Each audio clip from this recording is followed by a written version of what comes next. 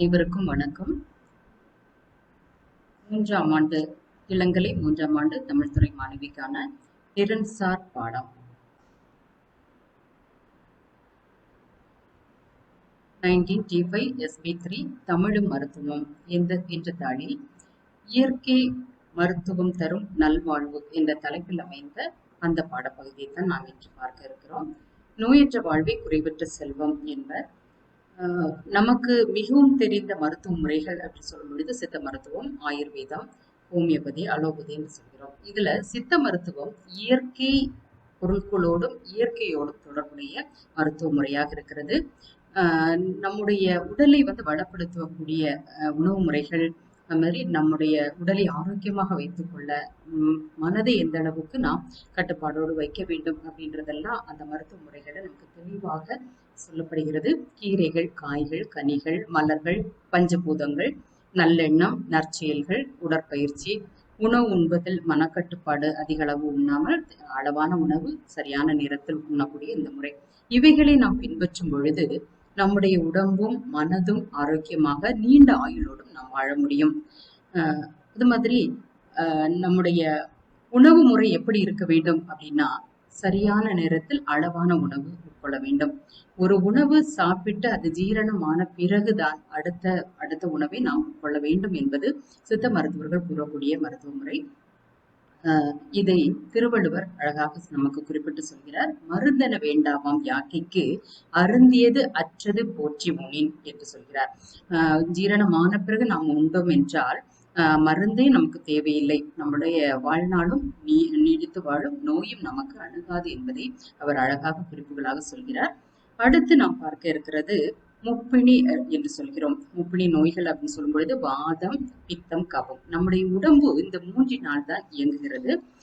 வாதம் என்பது உடல் வளர்ச்சிக்கு ஆதாரமாக இருக்கக்கூடிய வாயுவை குறிக்கிறது. பித்தம் அப்படின்றது உடலில் உயிர் தங்குவதற்கு ஆதாரமாக இருக்கக்கூடிய வெப்பத்தை குறிக்கிறது. கபம் என்பது உடலில் நீர்த்துவத்தை சீராக வைத்துக் கொள்ளக்கூடிய இந்த நீராற்றலை குறிக்கிறது. இந்த 3ம் எந்த அளவுக்கு இருக்க வேண்டும் என்றால், வாதம் 1 பங்கு, பித்தம் 1/2 பங்கு, கபம் 1/4 பங்கு என்ற அளவிலே நம்முடைய உடலிலே இருக்க வேண்டும். இந்த அளவு முறையில் வேறுபடும் பொழுது நம்முடைய உடல் அந்த பாதிப்பினால் அதிகமாக நம்முடைய உடலானது நோயினால் பாதிக்கப்படும் என்று சொல்லப்படுகிறது. நாடி பார்க்கக்கூடிய முறையையும் சித்த மருத்துவர்கள் அழகாக நமக்கு எடுத்து சொல்கிறார்கள். இந்த 3 விரலை வைத்து மணிக்கட்டினுடைய அடிப்பகுதியில் ஒரு விரல் அளவுக்கு இடைவிட்டு அது அந்த நாடி பார்ப்பார்கள். இந்த நம்முடைய இதயம் சுருங்கி விரியும் பொழுது இந்த இரத்த நாளங்கள் அதனுடைய துடிப்பை வைத்துக்கொண்டு நம் உடலிலே எந்த பாதிப்பு அதிகமாக இருக்கிறது அப்படின்றத சித்த மருத்துவர்கள் கண்டுகொண்டு அதற்கேற்ற மருத்துவ முறைகளை அவர்கள் மேற்கொள்கிறார்கள். நம்முடைய உடம்பு ஆரோக்கியமாக இருப்பதற்கு முக்கியமாக நாம் காய்கறி உணவுகள், கீரை வகைகள், பழங்கள் இவற்றை நாம் அதிகமாக உண்ண வேண்டும் என்பதும் மருத்துவ குறிப்பாக சொல்லப்படுகிறது. இந்த வாத நாடி நம்முடைய உடம்புல அதிகமாகும் பொழுது நம்முடைய வாயில அந்த நாக்குல பாத்தீங்கன்னா புளிப்பு சுவை அதிகமாக இருக்கும். பித்த நாடி அதிகமாகும் பொழுது கசப்பு சுவையும், கபநாடி அதிகமாகும் பொழுது இனிப்பு சுவையும் இருக்கும். இந்த சுவை உணர்வை வைத்துக்கொண்டே எந்த நாடி நடை அதிகமாக இருக்கிறது, எந்த தன்மை வாதமா, பித்தமா, கபமா, எந்த தன்மை அதிகமா இருக்கிறதோ அதற்கேற்ப மருத்துவ முறைகளை நாம் மேற்கொள்ள வேண்டும். அதற்கேற்ற உணவு முறைகளை நாம் மேற்கொள்ள வேண்டும்.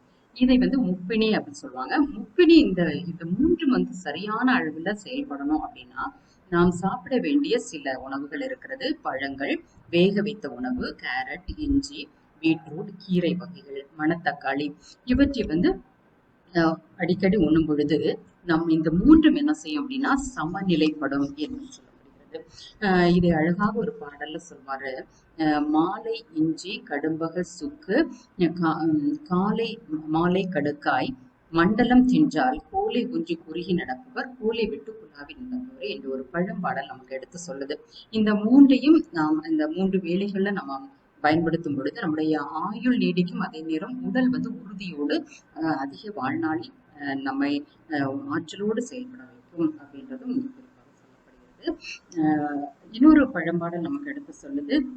1 வேளை உண்பவன் யோகி, 2 வேளை உண்பவன் போகி, 3 வேளை உண்பவன் ரோகி, 4 வேளை உண்பவன் துரோகி என்று சொல்லப்படுகிறது. அப்ப நம்முடைய உணவு முறையை வைத்துக்கொண்டே இந்த சித்தர்களை பார்த்தோம் அப்படின்னா உணவை குறைத்து அவர்கள் வந்து அந்த மூச்சு பயிற்சி, நீர் ஆகாரம் எடுத்துக்கொள்வது, இப்படி உடலை வந்து கட்டுப்படுத்துறதுனால அவர்களுடைய ஆயுள் வந்து நீடிக்கும் என்றும் சொல்கிறார்கள்.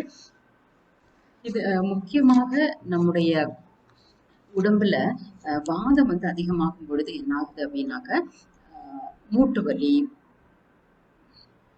வயிற்று வலி, அல்சர் அப்படின்னு சொல்றது, அது மாதிரி அஜீரணம், வாயு தொல்லை அதிகமாகிறது, சுவாச கோளாறுகள், அது மாதிரி பொறுமல், கண் எரிச்சல் இவையெல்லாம் அதிகமாக நம்முடைய உடம்புல பாதிப்பை ஏற்படுத்தும். பித்த உடம்பு அப்படின்றது எதை வைத்து கண்டுகொள்ளலாம் என்றால், அது அதிகமாகும் பொழுது என்ன ஆகுது அப்படின்னா அடிக்கடி சோர்வு ஏற்படும், நெஞ்செரிச்சல், அஜீரணம், அது மாதிரி பொறுமல், வயிற்று பொறுமல் சொல்லுவோம் இல்லையா, அது அதிக தாகம் எடுக்கும், காலையில எழுந்திரிச்ச உடனே தலை சுற்றுற மாதிரி, மயக்கம் வர மாதிரி இருக்கும். இந்த மாதிரி சிம்டம்ஸ் உள்ளவர்களுக்கு பித்தம் வந்து அதிகமாக இருக்கிறது அப்படின்றத கண்டுபிடிக்க முடியும். கபம் அதிகமாக இருப்பவர்களுக்கு உடம்புல வந்து ஒரு குளிர்ச்சி இருக்கும், சளி அதிகமாக வரும், மூச்சு திணறல் வரும், அது மாதிரி தூசி, குப்பை, ஒட்டடை இதெல்லாம் வந்து கிளீன் பண்ணுறது அவங்களுக்கு அது சேராத உடல் வந்து உபாதைகளை ஏற்படுத்தும். அலர்ஜி ஆகும், தும்மல் வரும், சோர்வு, களைப்பு எல்லாம் ஏற்படும், நுரையீரல்ல சளி கட்டுறது, இது மாதிரி பாதிப்புகள் அவர்களுக்கு ஏற்படும். அடுத்து நம்முடைய உணவு முறையில நம்முடைய உடம்புல வந்து அமிலமும் காரமும் அதிகமாக சரியான அளவுல இருக்கணும். இந்த காரத்தன்மை நம்முடைய உடம்புல அதிகமாகும் பொழுது நம்முடைய ஆயுள் நீடிக்கும். அமிலத்தன்மை அதிகமாகும் பொழுது இறப்பு கூட நிகழும் என்று சொல்கிறார்கள். இப்ப இந்த எந்த உணவுல வந்து காரத்தன்மை, அமிலத்தன்மை அதிகமாகிறது அப்படின்றதும் நமக்கு குறிப்பு சொல்லப்படுகிறது. அமில உணவுகள் என்று சொல்லும் பொழுது டீ, காபி, போதைப் பொருட்கள், சீனி, இனிப்பு, கார பலகாரம், மிட்டாய், மாதிரி சாக்லேட், பதப்படுத்தப்பட்ட உணவு, உப்பு, மைதா இவையெல்லாம் அமில உணவுகளாக சொல்லப்படுகிறது. கார உணவுகள் சொல்லும் பொழுது வெள்ளரிக்காய், பச்சை காய்கறிகள், வெங்காயம், காலிஃப்ளவர், முட்டைக்கோஸ், கீரை, பீட்ரூட், சிவப்பு முள்ளங்கி, பரங்கிக்காய், பால், பழங்கள் இவையெல்லாம் கார உணவுகள் சொல்றோம். இந்த கார உணவுகள் அதிகமாக நம்ம உட்கொள்ளும் பொழுது நம்முடைய உடம்பு எந்த பாதிப்பும் இல்லாமல் ஆரோக்கியமாக இருக்கும். அமிலத்தன்மை மிகும் பொழுது ஆறாத புண் வரும், அது மாதிரி கோபம் அதிகமாக இருக்கும், கவலை, நைட்ல தூக்கம் வராது, இந்த மாதிரி உபாதைகள் ஏற்படும். காரச்சத்து குறையும் பொழுது, உடம்புல குறையும் பொழுது என்ன செய்யும் அப்படின்னா உடல்ல உள்ள திசுக்கள் வந்து என்ன பண்ணும், ரத்தம், அது மாதிரி பல்லு, எலும்புகளில் உள்ள அந்த காரத்தன்மையை உறிஞ்சி எடுத்துக்கொள்ளும். அதை எடுத்துக்கொள்றதுனால என்ன ஆகுது அப்படின்னா மூட்டு வலி வரும், முதுகு வலி, கை கால் குடைச்சல், அந்த எலும்புகள்ல அந்த மாதிரி முடக்குவாதம், நரம்பு தளர்ச்சி, இந்த மாதிரியான உபாதைகள் ஏற்படும். அதனால எப்பொழுதுமே அமில உணவுகளை நாம் தவிர்ப்பது மிகவும் நல்லது. அடுத்து இஞ்சியினுடைய மருத்துவ குணம். 3 வகையான உணவு முறைகள் நாம் கண்டிப்பாக எடுத்துக்கொள்ள வேண்டியது. இஞ்சி, நெல்லி, எலுமிச்சை. இந்த 3ம் நமக்கு விருந்தும் மருந்தாக கூடிய உணவுகள் என்று சொல்கிறார்கள். இந்த இஞ்சியை வந்து தோலை எடுத்துக்கொண்டு அதை வந்து என்ன செய்யணும், சாரா பிழிந்து அந்த மேலே தெளிந்து இருக்கக்கூடிய நீரோட தேன் கலந்து சாப்பிடும் பொழுது உடம்பு மிகுந்த வலிமை பெறும், சளி இருக்காது. அதனுடைய என்னென்ன உபாதைகளை அதை தவிர்க்கிறது அப்படின்னா சளி, எரிச்சல், வாத பிரச்சனை, அந்த மாதிரி பித்தத்தை நீக்கும். அது மாதிரி இஞ்சியில தேனில் ஊற வைத்த இஞ்சி என்ன செய்யும் அப்படின்னா நரைத்திரை மூப்பின்றி நீண்ட நாள் நம்முடைய ஆயுளை நீடிக்கும்னு சொல்றாங்க. அப்போ ஆயுள் நீடிக்கக்கூடிய ஒரு சிறந்த அற்புதமான மருந்து. அதனாலதான் இந்த 3ஐயும் காய கல்பம் என்று சொல்றாங்க. காயம் என்றால் உடம்பு, கல்பம் என்பது ஆரோக்கியமாக வைத்துக் கொள்வது, நோயின்றி வைத்துக் கொள்வது.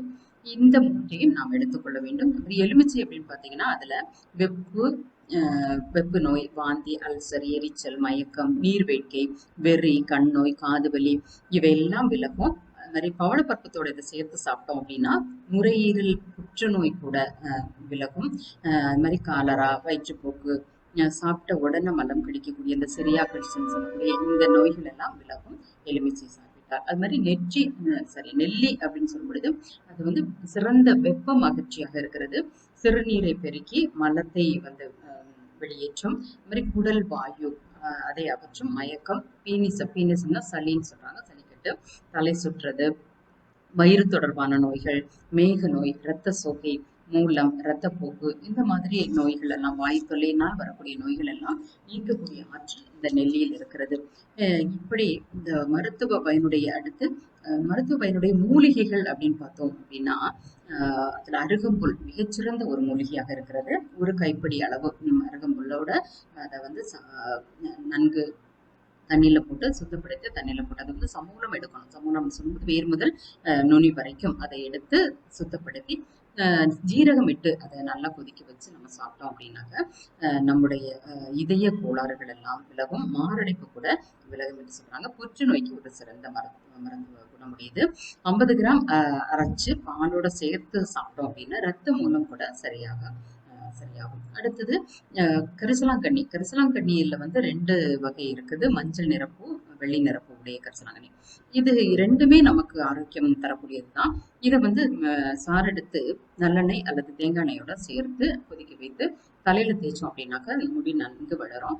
அது மாதிரி பாம்பு கடித்தவர்களுக்கு கூட இந்த கரிசலாங்கண்ணியை அரைச்சு மோரோட கலந்து கொடுப்பாங்க. கொடுக்கும் பொழுது அந்த விஷத்தன்மை அது வந்து அழகாக குறைய வாய்ப்பு இருக்கிறது. அது மாதிரி முருங்கைக்கீரை அப்படி சொல்லும் பொழுது முருங்கைக்கீரை மிகச்சிறந்த ஒரு சத்தான ஒரு மூலிகை தான்.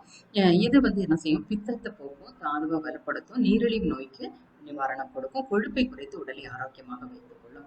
இப்படியான மருத்துவ குணங்கள் உடையது இந்த முருங்கைக்கீரை. இந்த மாதிரி பொன்னாங்கண்ணி. பொன்னாங்கண்ணி பத்தி சொல்லும் பொழுது பொன்னை கொடுத்து பொன்னாங்கண்ணி வாங்கு என்று ஒரு பழமொழி இருக்கிறது. அந்த பொன்னாங்கண்ணியினுடைய மருத்துவ ஆற்றல் அப்படின்னு சொல்லும் பொழுது இந்த காயகல்ப மூலிகை அப்படின்னு சொல்றாங்க. இதுவும் நோய் அணுகாமல் உடலை பாதுகாக்கக்கூடிய ஒரு மூலிகை தான். இதுல புரதம், இரும்பு சத்து, சுண்ணாம்பு சத்து இவையெல்லாம் அதிகமாக இருக்கிறதுனால மண்ணீரல், மூல நோய், கண் வியாதி இதெல்லாமே உடம்புல சூடை தணிக்கிறது, உடலை மேனியை அழகாக்கக்கூடிய ஆற்றல், மனோபலம் கொடுக்கக்கூடியது, இது எல்லாமே இது நமக்கு கொடுக்கக்கூடிய மிகச்சிறந்த அற்புதமான ஒரு இருக்கிறது. இப்படிப்பட்ட அந்த இயற்கை மருத்துவத்தை நாம் மேற்கொள்ளும் பொழுது சொல்லுவாங்க, நம்முடைய சமையல் அறையே ஒரு மருத்துவமனை என்று சொல்வார்கள். அதுல அவ்வளவு விஷயங்கள் இருக்கிறது. மருத்துவ குணமுடைய நிறைய உணவு முறைகளை நாம் தினமும் எடுத்துக்கொண்டோம் என்றால் நம்முடைய உடல் நீண்ட ஆயுளோடும் ஆரோக்கியத்தோடும் நன்கு வளமாக வாழ வாய்ப்பிருக்கும் என்பதை கூறி